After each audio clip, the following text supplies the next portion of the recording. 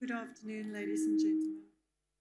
When considering the feasibility of a new mining project, we often think about the things we can't change. It can be overwhelming to imagine the technical, economic, social, and environmental context that a project might have to endure. How do we navigate through global uncertainty? How do we thrive in the face of disruptions? Today, I would like to focus on those elements that can be influenced by engineers, the choices we make, the flexibility that exists in our projects, which will allow us to adapt to the changing environment. Let's keep it simple. Let's start with the classic project life cycle. Engineers typically get involved during the earlier phases with the highest uncertainty and where the value needs to be built. There's one underlying message here. Do not rush a project during the earlier phases. It will catch up to you at some point. Fundamental to our understanding of an appreciation of a project is an in-depth understanding of its geological context.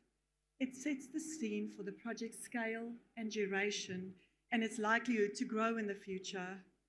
Key considerations are knowing what is in the ground by doing sufficient drilling and test work, knowing the extent of the resource, the cut-off grades and the recoveries, which feeds into the mine plan and the life of mine, understanding the mineralogy, not just the chemical analysis. Independence is critical in development projects. Consider the risks associated with with a reliance on a single competent person's judgment and experience when signing off on a resource. Keep abreast of changes in mineral resource codes. During the study phase, test work plays a vital role in a project. The objective of the test work is to get the flow sheet right. It determines everything. The products and markets, particularly related to volatile minerals and critical minerals, where supply-demand relationships haven't been established. The mineral recoveries you can expect. It feeds into the CapEx and the OpEx, and it affects the mine plan. Some key lessons I've learned during the study phase is don't underestimate what's in the ground. Test work can be more complex and takes longer than what you think. Ore hardness and laboration characteristics that are misunderstood can have huge technical implications, which has an impact on the CapEx, the OpEx, the mine plan, the engineering effort required, the project schedule and cost. Make sure you understand the basis of what you want, the offtake, the project size, the product quality. Don't rush the PFS. Pay attention to the sample selection, flow sheet development. As a metallurgist and having worked in the test work space for many years, clients have come to me and told me that the samples used for test work development were fully representative of the ore body. Pilot campaigns and development tests have been run on samples, grab samples, surface samples, even samples from a different location, only to establish months later that the samples used for test work was not representative of the ore body and that the flow sheet had to be redeveloped, resulting in months of engineering efforts wasted. Do enough variability work. Geomet modeling can't be done without variability work, especially during the DFS. Make some allowance for variability work during the PFS, specifically for complex ores.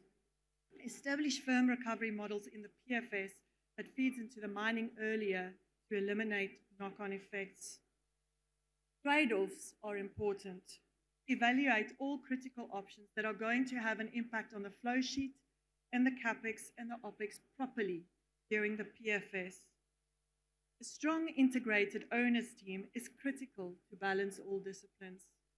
Be transparent, share information. This team needs to bridge the gap between the project, the owner, and operations. Have a simplistic financial model in the background that drives decisions. Once you have the flow sheet, focus can shift to engineering. Generally, the CapEx increases from concept as you advance to improve confidence. Don't believe the first number, you are given.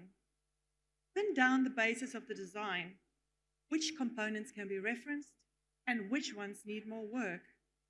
If you don't do enough engineering, a cost blowout shouldn't be a surprise.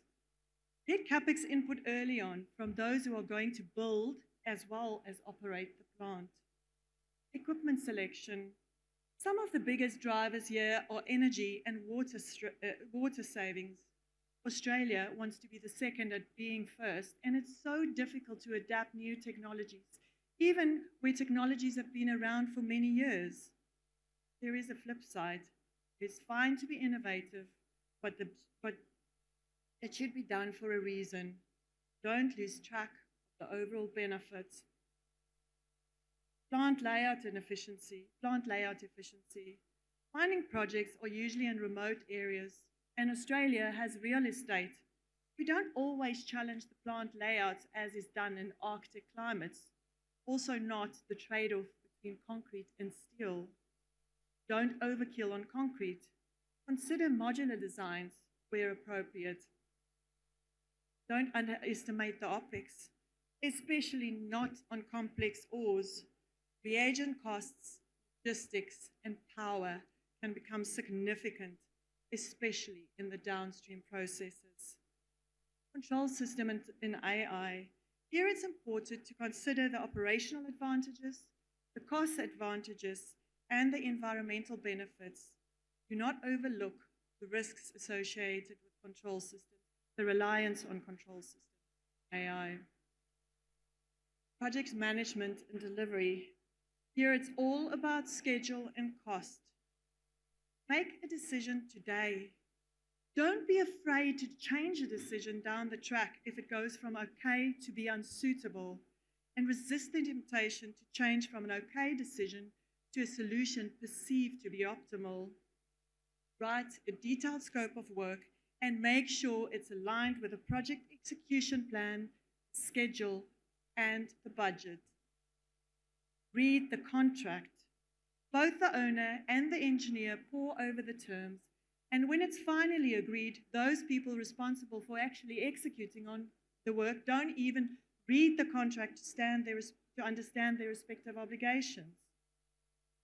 Know what the contingency is and what it is for. Build the DFS. Too often, project budgets get assigned on the basis of a DFS, and then the execution team gets onboarded or changes, especially when operations people get onboarded, and everything changes. Schedule just as important as the CapEx, if not more. Contracting strategy, C or EPCM. Currently, the market is EPC focused. Consider the risks and price associated with EPC in high-risk projects. If you go lump sum, be aware of the location of the project. The contracting strategy will set the tone for the contract and the way in which people will behave. Successful projects are built around trust. This can make or break a project. More control there is from an owner's side, more blowouts you will get. Ensure that the terms and conditions are appropriate for the size and complexity of the project and the country. Don't be the bottleneck in document approvals. I would like to go through a few case studies. The first one is a gold project in Ethiopia, Greenfields Gold Project. DRA did the DFS, we did the FEED, and currently busy with the early engineering works. This project, challenges associated with this type of project, having an in-country presence, logistics and procurement, as well as security. For this specific project, we used pre-purchase equipment, which we had to do proper process simulations to ensure that the equipment was fit for the purpose. We also had to do visual inspections, although the equipment was brand new, and refurbishment had to build into the schedule and costs. We had to take in-country standards into consideration, such as steel, concrete, and electrical. We've also learned to not mobilize the procurement team too late. Vendor terms and conditions needs to be appropriate for the size and the location of the project and also the country.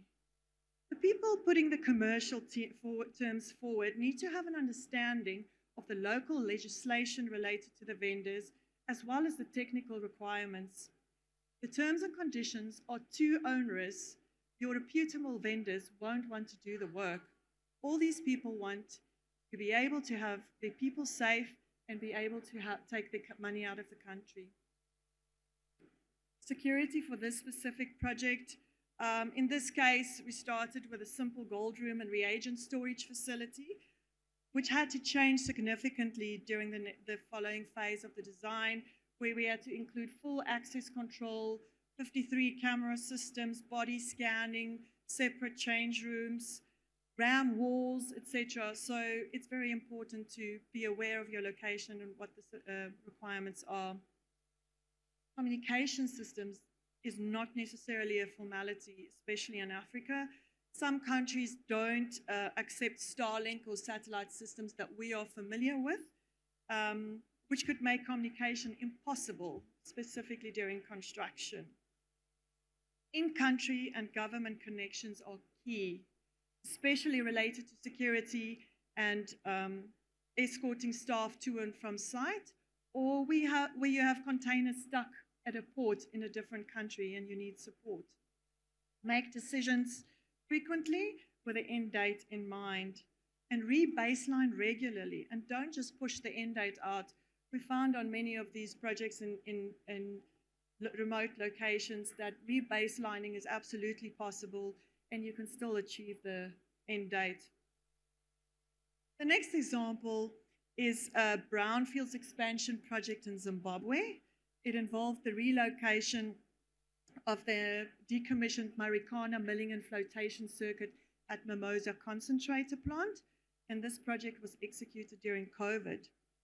ERA has a very long-standing relationship with this client, and we took the client on the journey. Started with a DFS and a feed and did the expansion in phases.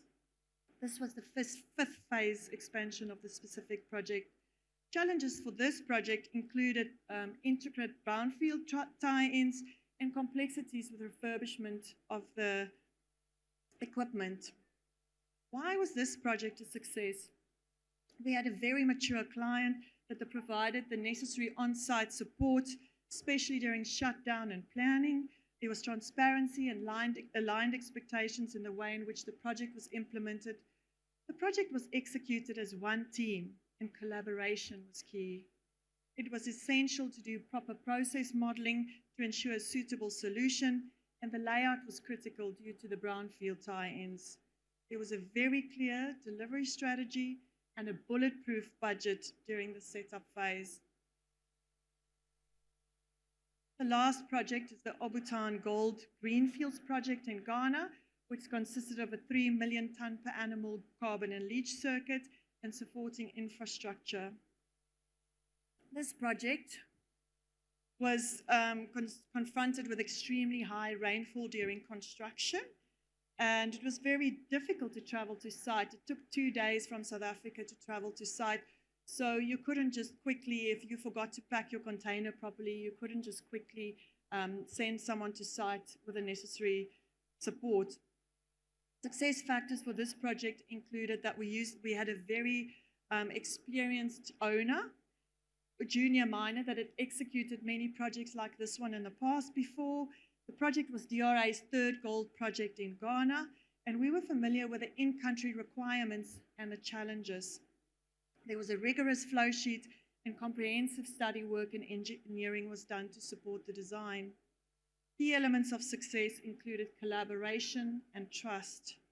This project was executed on time, under budget, with 2,400 people on site during construction, and with a safety record of 5 million LTIFR hours. I've also consulted some of my colleagues with many years' experience, and here with some quotes that resonate. Be confident in your forecast.